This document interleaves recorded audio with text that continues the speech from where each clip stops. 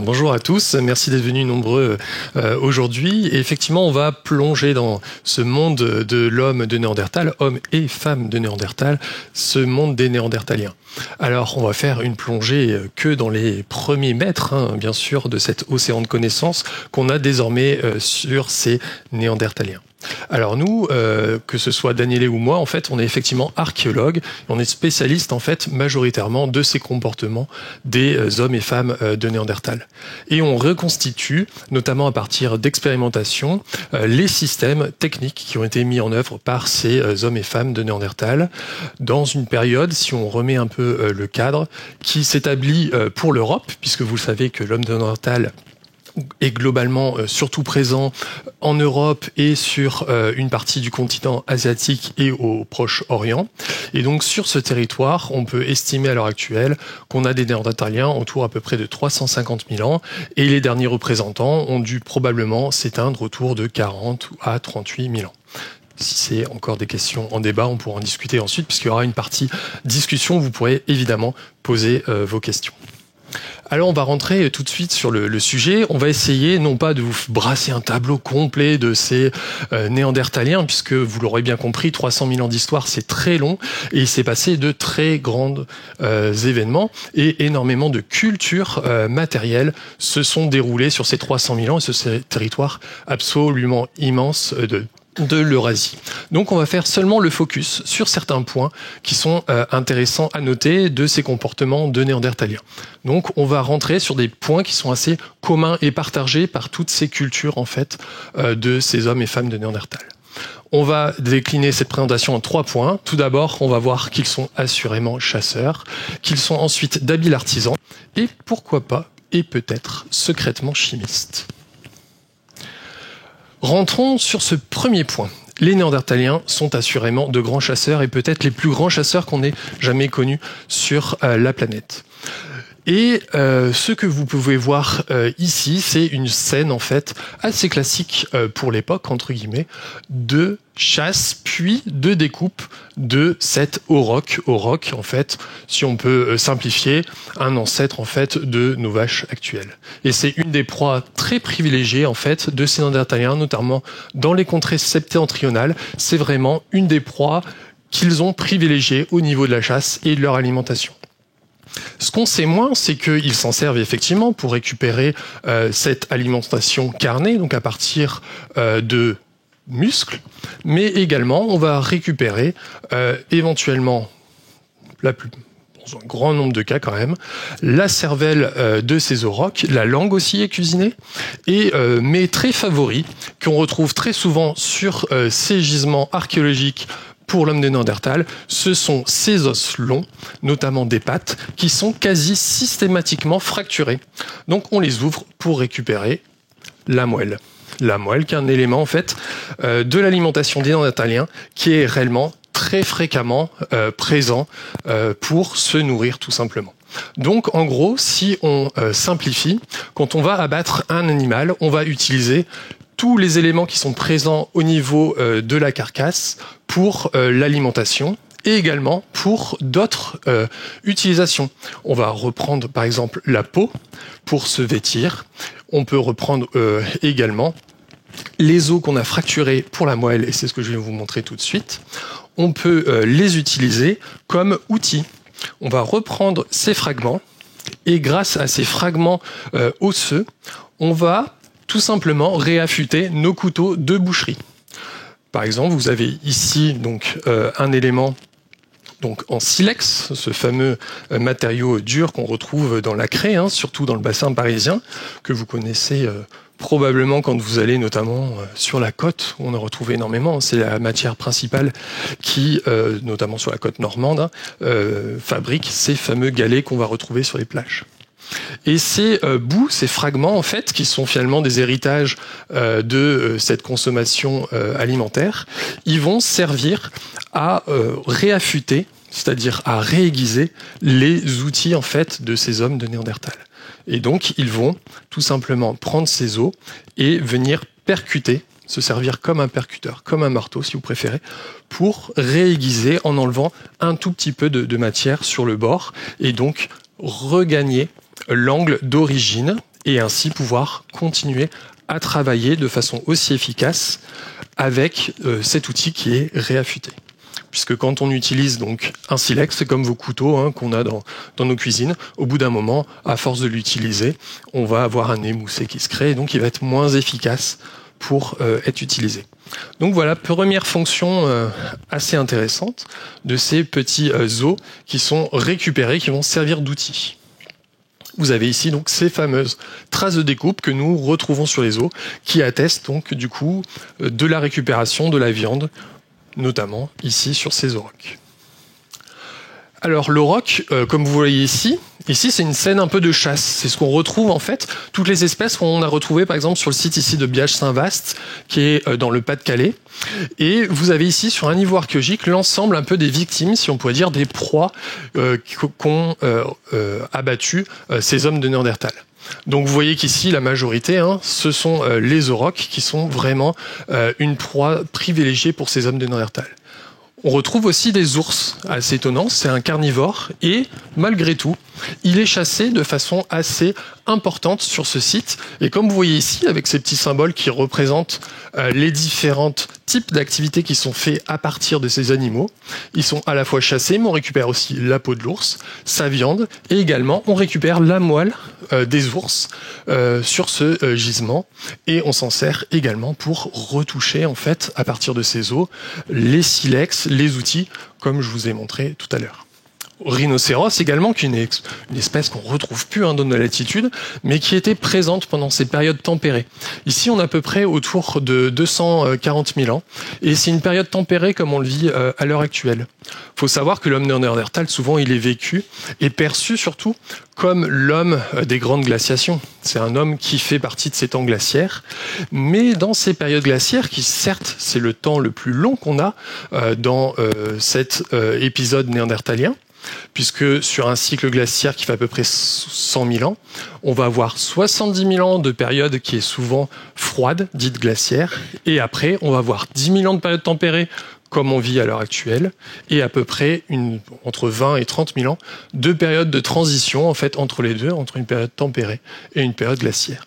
Et là, ici, on est dans une période tempérée, comme on le vit à l'actuel, avec des espèces qu'on ne connaît plus, comme les rhinocéros que vous avez ici et qui ont totalement disparu du paysage actuel.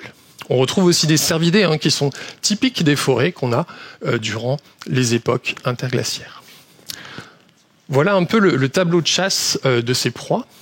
Et vous avez repris ici un tableau d'une chasse, cette fois-ci, aussi pendant l'interglaciaire, il y a 130 000 ans, à Oisier, on est toujours dans le nord de la France. C'est un site que j'ai fouillé et sur lequel vous avez ici la scène dans un marais qui était présent il y a 130 000 ans, où on a une chasse au castor qu'on a pu attester, puisque vous avez ici un fémur de castor sur lequel, en fait, on retrouve ces fameuses traces de découpe. Donc on a des grandes proies qui sont effectivement la cible numéro 1 de ces chasseurs néandertaliens, mais on a aussi des proies de plus petite dimension qui viennent compléter l'alimentation et potentiellement aussi le vestiaire de ces hommes de Néandertal, puisque David Croquette, vous avez peut-être vu pour les plus anciens d'entre nous, peut-être que les Néandertaliens portaient un chapeau de castor avec la fameuse queue derrière. C'est possible et c'est une hypothèse que je vous laisse prouver par vous-même. Alors, certes, on a vu que c'était assurément un très grand chasseur. Et une fois, en fait, qu'il a abattu ces animaux, il y a une question du traitement, en fait, de ces animaux. Il faut traiter les carcasses. Et l'outil numéro 1 qui est utilisé par ces hommes de Néandertal, c'est ces fameux outils en silex que vous avez probablement tous vus dans les musées. C'est la matière première qu'on retrouve le plus fréquemment pour la France, notamment, pour produire, en fait, ces outils qui sont essentiellement des couteaux de boucherie. C'est vraiment la plupart du temps, on fabrique en fait des couteaux de boucherie. On a d'autres utilisations, on pourra en discuter ensuite. Je vais vous montrer très rapidement comment il procédait et puis rentrer dans une méthode qu'il a inventée et vous montrer qu'il était vraiment un innovateur tout à fait important au niveau technique. Donc on va rentrer dans la description du concept de fabrication en fait de ces outils, parce qu'il y a vraiment un concept qui est derrière en fait la fabrication de ces outils-là. C'est un concept qui est on va dire matérialisé par plusieurs principes qu'il faut respecter pour obtenir en fait le produit qu'on désire. Je vais inviter 2 cuisiniers à venir avec moi comprendre ce concept, non pas à partir de blocs de silex, mais de blocs de pommes de terre. Ça évite en fait tout simplement un problème qui est la capacité technique en fait à réaliser le bon geste pour détacher ces éclats, et puis ça évite aussi que vous receviez des petits éclats de façon secondaire par des gens un peu petits, peut-être moins habiles que les Néandertaliens pour produire ces éclats dans un premier geste. Alors d'habitude on utilise effectivement des percuteurs de pierre, hein, c'est ce que vous avez ici, pour venir enlever en fait et détacher l'éclat en fait sur ce bloc de matière première. Ici en fait on va simplement comprendre le concept volumétrique qui est derrière en fait la conception de ces outils. Alors, qui se lance? Qui est prêt à faire de la géométrie avec une pomme de terre? Je peux le faire tout seul, hein, mais c'est moins sympa. Hein. Allez, viens. On va le faire à 2 alors. On va faire de la cuisine de pommes de terre. Alors, on va voir en gros, pour essayer de vous faire comprendre comment ça fonctionne et aussi te faire comprendre comment ça fonctionne, le principe, il faut tout simplement réfléchir à comment il a conçu sa méthode. Qu'est-ce qu'il souhaite en fait? Quel est l'objectif à la fin? À la fin, en fait, c'est d'obtenir un outil qui va trancher, donc qui a un bord qui est assez fin, et avec la géométrie, c'est-à-dire la forme que l'on désire. Alors pour ce faire, en fait, on va préparer une surface, c'est ce qu'il y a là, le déclenchement des éclats, qui va en fait mimer, c'est-à-dire préparer la forme qu'on va obtenir à la fin de l'éclat. Pour ce faire, il faut qu'on prenne une pomme de terre. On va dessiner déjà ce qu'on va essayer de faire sur la pomme de terre. Je te propose, dans un premier temps, d'essayer de faire un éclat rectangulaire. Alors comment on va faire pour obtenir un éclat rectangulaire sur cette forme qui est somme toute ovoïde au départ? Où est-ce qu'on va devoir enlever de la matière? Parce que en fait, le principe globalement, c'est d'enlever de la matière. C'est un principe de sculpture en fait, pour ensuite pouvoir détacher exactement ce qu'on souhaite. Ah, si ça dessine pas très bien, on va le faire après au couteau. Ouais. Alors, donc, ce qu'on va faire, et le principe en gros qu'on va essayer d'avoir, c'est un produit, comme on l'a dit, donc rectangulaire. Donc globalement, il va falloir qu'on dessine ça sur notre forme et qu'on enlève en fonction. Ce qu'on va faire dans un premier temps, comme lui il le réalise, c'est-à-dire qu'on va faire le bord déjà à droite, à gauche pour vous. Hop, donc on va essayer d'enlever la matière première ici, ensuite de la matière là, et puis après, si on veut être sûr d'avoir la forme qu'on souhaite au bout, comment on fait? Tout à fait, on va enlever ici. Et donc ainsi, on va réussir en fait à avoir notre forme de l'éclat désiré sur cette pomme de terre à cet endroit. On va essayer, on va voir ce que ça donne. On va déjà essayer de faire un rectangle. Ça va le couteau? Ouais. Hop. Ah bah je ne sais pas moi. Il faut demander aux Néandertaliens peut-être. Alors là, tu vois, si tu enlèves au milieu, qu'est-ce qui risque de se passer? Bah vas-y, essaye, et puis chacun de son côté. Donc moi, j'enlève d'abord le bord droit. J'enlève ensuite le bord gauche. Et ensuite, j'enlève la partie distale. Ok.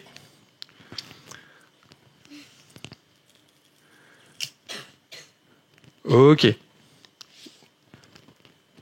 Donc, toi, tu as sculpté directement dans le bloc. La question, c'est est-ce que toi, tu peux directement sculpter dans ce bloc-là, comme ça, en faisant ça? Non. Alors là, du coup, tu n'as pas été facilité par le fait que la patate, c'est pas tout à fait un bloc de silex. On est bien d'accord. Donc, là, tu vois, on a globalement trois faces, en fait, qu'on va, en fait, ensuite recouper. Donc, ensuite, lui, le Néandertalien, il prend son percuteur, il va préparer ici le plan de frappe. Le plan de frappe, en fait, ça va servir à détacher l'éclat. C'est la surface sur laquelle il va frapper. Et lui, en fait, ce qu'il va faire, mais tu vas pouvoir le faire à ma place, tu vois, c'est quand il va taper, c'est une logique de topographie, c'est-à-dire qu'il va choisir en fait sur quelle ligne, c'est comme votre carte en fait en topographie, vous allez choisir sur quelle ligne en fait vous allez taper pour enlever l'épaisseur que vous souhaitez. Et donc en fait, si on tape ici, par exemple là, on va détacher en fait sur cette ligne-là, sur toute cette ligne autour qui a la même altitude. Et donc si on fait ça, je me permets de le faire, hein, hop, on obtient donc quelque chose qui a une forme quadrangulaire. Plus ou moins, hein, puisque je suis plus ou moins habile avec une patate, je vous avoue que je suis plus quand même habile avec des percuteurs. Donc là, on a donc un éclat rectangulaire. Et en fait, il utilise cette technique pour préparer d'autres types de formes. Aussi des éclats de forme, par exemple, triangulaire, des pointes. Tu vois, comme on a ici. Alors le principe, du coup, il va être d'obtenir, en fait, à partir d'un détachement qui va être convergent de deux éclats, cette forme triangulaire sur la surface. Donc on va venir croiser ici. Hop.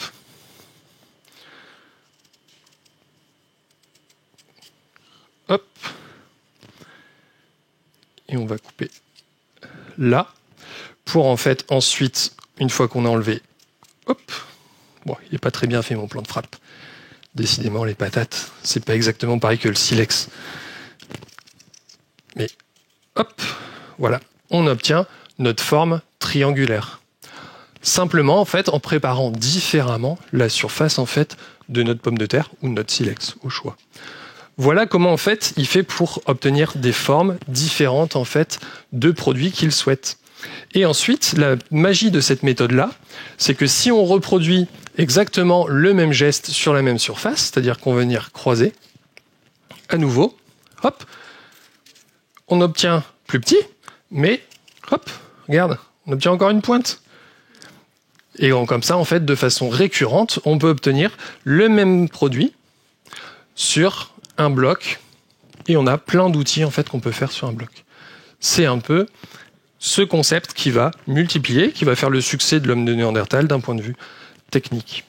Donc voilà, ça c'est un des principes en fait qui est utilisé par Néandertal pour concevoir ces outils. Comme vous pouvez le voir ici, c'est globalement simplement des conceptions géométriques qui sont mises en œuvre. Alors je ne vais pas rentrer beaucoup plus dans le détail. Je te remercie beaucoup. On peut t'applaudir. Hein. Mais voilà donc le principe global qu'il a utilisé. Il utilise, et c'est un grand innovateur, et il va utiliser en fait d'autres types de méthodes pour produire ces outils, hein, des produits qui vont être ensuite allongés avec une autre méthode que je pourrais vous détailler tout à l'heure. Il va aussi concevoir un autre produit, un autre système en fait pour produire des éclats qui sont certes triangulaires comme on a vu tout à l'heure, mais épais qui peuvent être directement pris en main pour faire son activité. Et puis il va aussi façonner ces fameux bifaces, ces pièces bifaciales en fait comme des sculptures pour faire notamment d'autres types d'utilisation et de production. Donc c'est vraiment un innovateur d'un point de vue technique. Et cette innovation technique dans les systèmes techniques de façon générale, elle va être poussée vraiment plus loin avec l'utilisation de méthodes qu'on pourrait dire un peu chimiques, en tout cas de production un peu autres, qui vont servir à quoi? Non pas simplement obtenir l'outil comme ça, mais à essayer de faire des systèmes composites. C'est-à-dire qu'on va avoir l'outil qui est en silex, qui va se retrouver associé par exemple avec un manche en bois. Et pour faire cette liaison, il va falloir une matière qui lie les deux et éventuellement qui les colle. Et ça, c'est une explication que va vous donner tout de suite Daniele.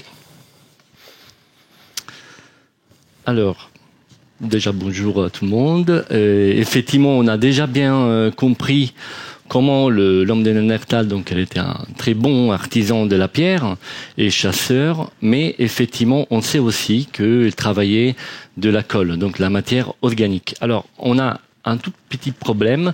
La matière organique, comme le bois, la colle, donc les végétaux en général, ils sont mal conservés dans le temps. Donc on les trouve vraiment très très rarement. On sait en effet que depuis la naissance de la préhistoire, grâce au silex qui se conserve dans le temps, que l'homme de la préhistoire, il taille la pierre. Donc depuis le 19e siècle. Par contre, on sait seulement récemment qu'il travaille aussi la matière organique. Et notamment à partir de sites, donc des documents archéologiques, qu'on peut savoir que l'homme des Néandertals, et en général dans la préhistoire, pendant le paléolithique, en fait, les hommes, ils ont travaillé aussi les matériaux organiques.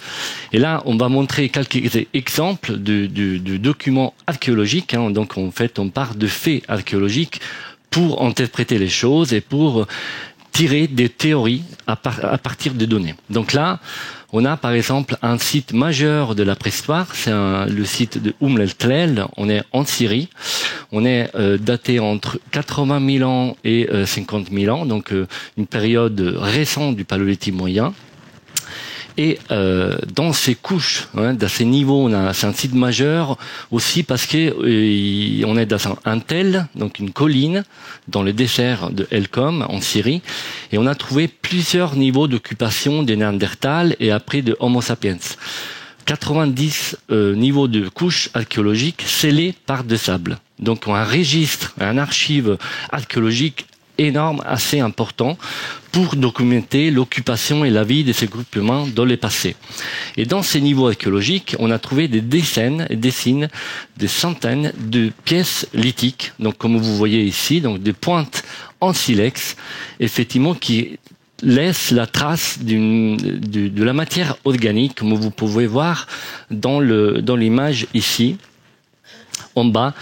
Alors, ce sont des résidus qui, analysés à travers donc des analyses assez précises, comme vous voyez ici, ils sont restitués la trace de bitume.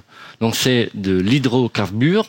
Il se trouve naturellement à côté de ces sites de Meltlet, donc c'est une source naturelle. Et le bitume, en fait, il a la propriété de coller, donc être une colle naturelle. Donc là, vous voyez le bitume qu'on les trouve en résidu sur une empreinte d'une pointe levallois et le bitume sur la pointe, donc sur l'artefact taillé par les mains de l'homme des Néandertals en Syrie. Vous voyez déjà, on commence à voir que le bitume, il est seulement une partie de l'outil. Ça, c'est la convergence de l'outil, la pointe. Et ici, la partie donc en bas, que nous on appelle la partie prensile donc de l'outil, elle est probablement emmanchée grâce à la colle naturelle du bitume. Donc là, on voit bien donc le site de Meltlel en Syrie. On est dans une région très très riche de sites de l'homme des Néandertals et aussi de l'homme des sapiens, qui arrive en fait en Proche-Orient à partir de 100 000 ans. Donc c'est une région au monde très très très spécifique et particulier parce qu'on a à la fois l'homme des Néandertals et l'homo sapiens.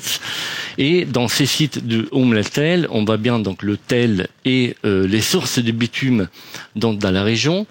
Et les pièces donc en silex, les pointes de Levallois, de cette procédure qui David vient de vous montrer, avec les traces du bitume sur la partie proximale de l'éclat. Donc, est-ce que on a utilisé l'expérimentation? C'est très important en fait dans notre métier, même au niveau médiatique, comme on fait actuellement pour montrer et vulgariser en fait la science. L'expérimentation, c'est très important, mais c'est très important aussi dans la recherche. On a besoin de répéter les processus de fabrication de ces outils pour comprendre mieux les outils eux-mêmes. Et donc, on a lancé un programme expérimental avant le Covid dans l'équipe en tête donc de Paris, dans laquelle on fait partie. À Belvès, on a essayé de reproduire donc les manchements, donc les traces et donc le façon de emmancher le silex à travers le bitume. Donc, il faut tout simplement chauffer le bitume, le coller sur la partie prensile de l'outil et après avoir donc cette amplification de la partie prensile qu'on appelle un manchon. Il n'y a pas vraiment un manche en bois associé, mais en fait, on va amplifier la partie prensile de l'outil pour augmenter le grip et donc la pression de l'éclat en silex.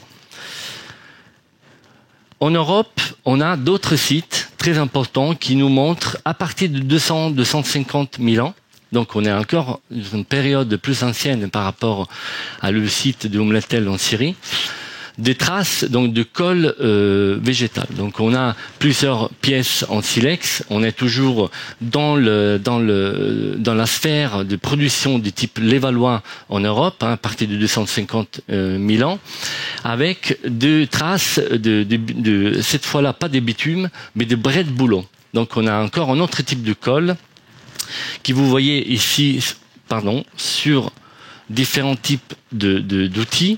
Donc vous voyez le tranchant coupant de l'éclat en silex et la partie prensile, toujours pareil, avec le brais de bouleau, donc la colle, sous cette partie-là de l'éclat. On a des sites quand même exceptionnels en Italie. Vous voyez ça, c'est un éclat levallois avec le tranchant convexe distal et la partie donc du brais de bouleau qui couvre toute la partie proximale de l'éclat. Donc là, on est vraiment dans le cœur de la recherche. C'est de nouveautés de la recherche parce que vraiment à partir des années 90, on commence à trouver ces traces de matériaux organiques dans des contextes archéologiques. Donc c'est vraiment de la nouveauté scientifique et c'est seulement récemment, dans ces dernières années, qu'on commence à étudier les processus de fabrication de ce type de colle. Et vous voyez des articles en fait qui sortent en continu depuis une dizaine d'années, dans lesquels on essaye de reproduire toutes les étapes de production du brais de bouleau. Alors, le brais de bouleau, ça fonctionne comme ça. Donc, en fait, on part de l'écorce de bouleau. C'est l'arbre qu'en fait, à l'intérieur de l'écorce, on a la bétuline. C'est la molécule qui contient en fait ces principes qui, à travers une transformation, à travers la chaleur, on peut faire devenir l'écorce, ça, en fait, de la colle de bouleau, qu'on appelle le brais de bouleau. Vous voyez la consistance assez encore liquide dans ce cas-là. Mais l'idéal, c'est d'arriver en fait à ces principes-là, d'avoir une colle très très dense et à la fin très dure. En fait, les principes, c'est d'avoir une substance qui va coller donc la partie prensile de l'outil. Là, on a une reproduction, par exemple, d'un éclat levallois. Donc, c'est le couteau, la partie tranchant du couteau, qu'il est là, avec un tranchant de 25 degrés, donc très coupant. Et ces parties-là, en fait, pour augmenter la partie prensile et amplifier, en fait, les gestes qu'on peut utiliser dans l'utilisation de l'éclat, on va essayer de coller le brais de bouleau sous la partie prensile. On peut créer des manchons. Donc, après, vous pouvez toucher, donc pour vous immerger aussi et toucher en fait les outils en pierre taillée avec la résine, la colle.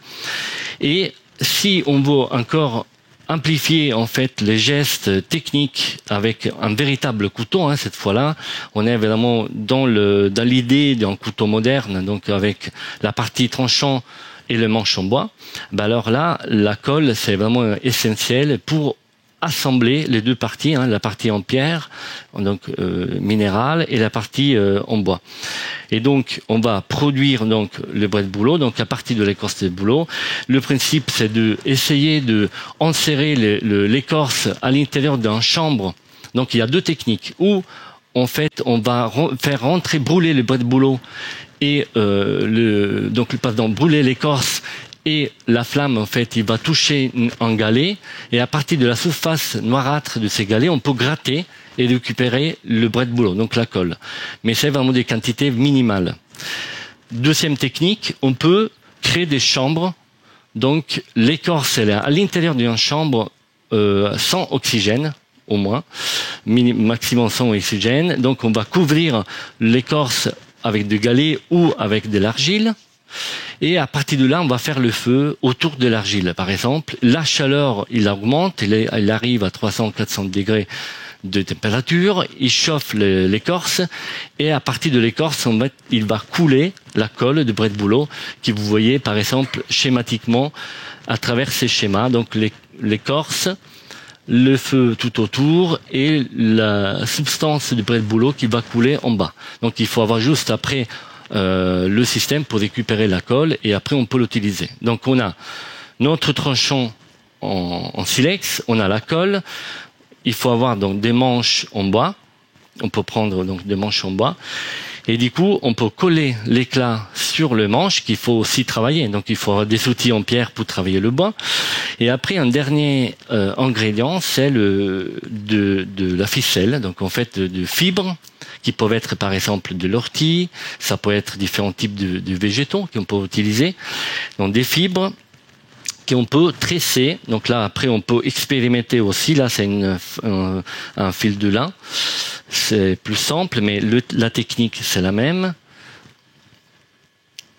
Donc, on peut, par exemple, créer une cordelette à partir du fil de lin. Donc, c'est une technique qu'on utilise encore actuellement. Donc, on a retrouvé, à niveau archéologique, de fibres dans un site en France, à 50 000 ans, avec des fibres végétales qui sont tressées exactement comme ça, qui nous montrent en fait que l'homme des Néandertal, il produisait aussi de cordelettes.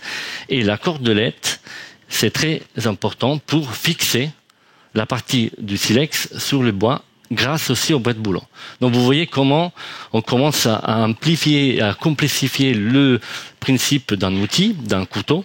C'est pas seulement l'éclat en silex, ça commence à être un système entre le bois, le bret-de-boulon et la partie en silex. Donc vous voyez comment on va complexifier les choses. Et là, vous avez une carte de l'Europe qui nous montre, donc encore une fois, les données archéologiques sont très importantes pour nourrir la réflexion scientifique. Donc on part de données. Là, vous avez une carte où on a une distribution du site.